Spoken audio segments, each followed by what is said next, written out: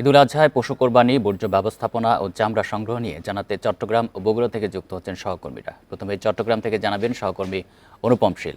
অনুপম, চট্টগ্রামের কোরবানির সম্পর্কে জানাবেন। আর 10টা থেকে তো বর্জ্য অপসারণ শুরু করেছে সিটি কর্পোরেশন। তারা 7 ঘন্টা সময় লক্ষ্য ঠিক করেছে। তাদের কার্যক্রম নিয়ে জানাবেন। এখন জন্ম সনদ দিয়ে খোলো বিকাশ স্টুডেন্ট অ্যাকাউন্ট। নিজের বিকাশ নিজে কর। আমরা এখন আছি লালখান বাজার এলাকা এবং আমার পেছনে ইতিমধ্যে দেখতে পাচ্ছেন যে কোরবানি পশুর যে চামড়া সংগ্রহের কার্যক্রমটি সেটি শুরু হয়েছে। মূলত আমরা যেটি দেখি যে বিভিন্ন আড়তদার যারা আছেন তারা তাদের প্রতিনিধিরা শহরের বিভিন্ন প্রান্তে ঘুরে ঘুরে এই চামড়াগুলো সংগ্রহ করেন এবং আবার অনেকেই আছেন, স্থানীয় কিছু লোকজন আছেন যারা মূলত প্রতি বছরই এইভাবে চামড়া সংগ্রহ করে পরে সেটি আড়তদারদের কাছে পৌঁছে দেন। তবে গত কয়েক বছর ধরে আমরা গত 3 বছর আগে আমরা যেটি দেখেছি যে চট্টগ্রামে এই চামড়ার দাম এতটাই কমেছিল যে শেষ পর্যন্ত অনেক মৌসুমি ব্যবসায়ী যারা তাদেরকে চামড়া ফেলে দিতে হয়েছে। তবে গত 2 বছর ধরে আমরা দেখছি যে চট্টগ্রামে গাউসিয়া কমিটি তারা 1 লাখের উপরে চামড়া, 1 লাখ পিসের মতো চামড়া তারা সংগ্রহ করে এবং তার ফলে আসলে এই যে চামড়া ফেলে দেওয়ার যে ঘটনাটি সেটি রোধ করা সম্ভব হয়েছে। একই রকমভাবে এবারও তারা এই 1 লাখ পিসের কিছু বেশি চামড়া সংগ্রহ করার উদ্যোগ নিয়েছে এবং চট্টগ্রাম সিটি কর্পোরেশনের মেয়রও তিনিও জানিয়েছেন যে কোনোভাবেই কোনো চামড়া যাতে নষ্ট না হয় সেই বিষয়টি তারাও দেখভাল করছেন।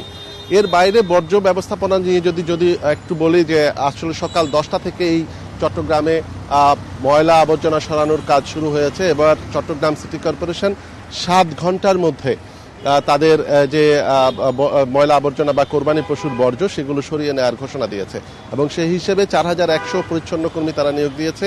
320টি ছোট বড় গাড়ি তারা এই কাজের জন্য আজকে কাজে লাগিয়েছে এবং তারা বলছে যে রাস্তাঘাটে যেখানেই বর্জ্য থাকবে, বিশেষ করে গলি উপগলিগুলোতে বর্জ্য থাকলে 7টি নিয়ন্ত্রণ কক্ষ খোলা হয়েছে, 7টি জোনকে নগরীকে ভাগ করে সেখানে জানানোর জন্য সাথে সাথে গিয়ে তারা এই বর্জ্য সরানোর কাজটি চালাবেন। পাশাপাশি অনেকেই আছেন যারা মূলত আজকে কোরবানি করবেন না, যারা পরদিন অর্থাৎ আগামীকালকে কোরবানি করবেন, তাদের সেই সমস্ত ময়লাও তারা আগামীকালকে সরানোর উদ্যোগ নেবেন।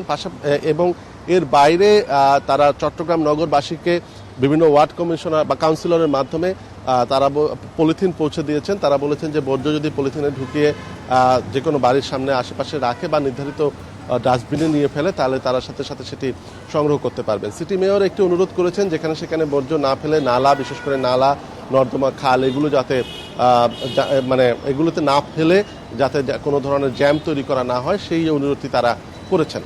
আর আবহাওয়ার কথা বলি একটু, এই মুহূর্তে চট্টগ্রাম নগরীতে আসলে মেঘাচ্ছন্ন আকাশ, তবে বৃষ্টি নেই, গরম আছে এবং আশেপাশের লোকজন বা যারা নগরবাসী আছেন তারা একটু প্রত্যাশা করছেন যদি এই মুহূর্তে বৃষ্টি আসে বা আধা ঘন্টা বা 1 ঘন্টার বৃষ্টি হয় তাহলে হয়তো স্বস্তি নামবে, পাশাপাশি যে সমস্ত ময়লা আবর্জনা রাস্তাঘাটে আছে সেগুলো ধুয়ে মুছে পরিষ্কার হয়ে যাবে। অনুপম, আপনি থাকবেন আমাদের সাথে। আমরা একটু বগুড়ার পরিস্থিতি জেনে আসি। সেখান থেকে যুক্ত আছেন সহকর্মী হাসিবুর রহমান।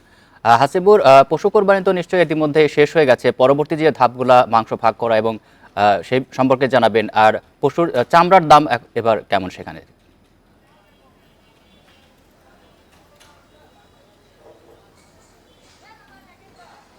সকাল 6:30 থেকে মূলত বগুড়ায় ঈদের জামাত অনুষ্ঠিত হতে শুরু করে এবং সেটি 9টার মধ্যে শেষ হওয়ার পরপরই কোরবানির কাজ শুরু হয়। অধিকাংশ বাড়িতেই এখন আর কোরবানির পশু ঠিক জবাই করার যে কাজ সেটি বাকি নেই, মাংস ভাগ করার কাজটা চলছে, যেটি আপনি জানেন যে ধর্মীয় বিধান অনুযায়ী 3টি অংশ করতে হবে।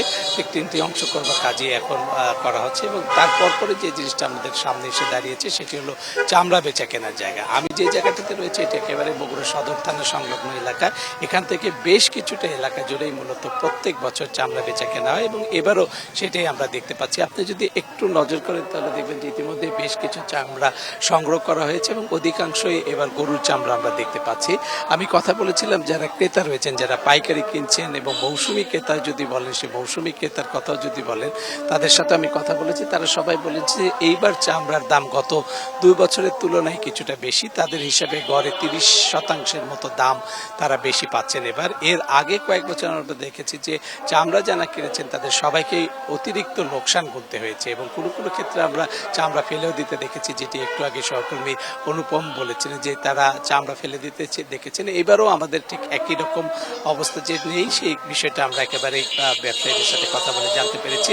আর পৌর কর্তৃপক্ষের সামনে আমরা কথা বলেছি, তারা বিকেলের মধ্যেই সব ধরনের বর্জ্য অপসারণের কাজ শেষ করবে, এরকম একটি প্রত্যয়ের কথা তারা আমাদেরকে জানিয়েছে। ইতিমধ্যে 20টি ট্রাক তারা লাগিয়েছে, 300-র বেশি কর্মচারী তাদের কাছে রয়েছেন। এবং বগুড়া পৌরসভার যেটি মেয়র রয়েছেন রেজাউল করিম বাদশা, তিনিও যেটি বলেছেন যে একটা নির্দিষ্ট স্থানেই যাতে বর্জ্য বা আবর্জনাগুলো জমা করা হয়, সেখান থেকে তাদের কর্মীরা নিয়ে আসবে। এবং তাদের আরেকটি আহ্বান রয়েছে যে ড্রেনে, বিশেষ করে আমাদের শহরের যে ড্রেনগুলো রয়েছে সেই ড্রেনের ভিতরে যেন কোরবানির বর্জ্য না ফেলা হয়, কারণ এর ফলে জ্যাম হয়ে যেতে পারে, অপসারণের কাজ সমস্যা হলে পারে, দীর্ঘ সূত্রতার কারণে বা দীর্ঘ সময়ের কারণে দুর্গন্ধ ছড়াতে পারে। সব মিলে এখন পর্যন্ত স্বাভাবিক রয়েছে, কোরবানি থেকে শুরু করে বর্জ্য অপসারণ পর্যন্ত সবগুলো ধাপই। চট্টগ্রাম এবং বগুড়া থেকে জানাচ্ছেন আমাদের সহকর্মীরা।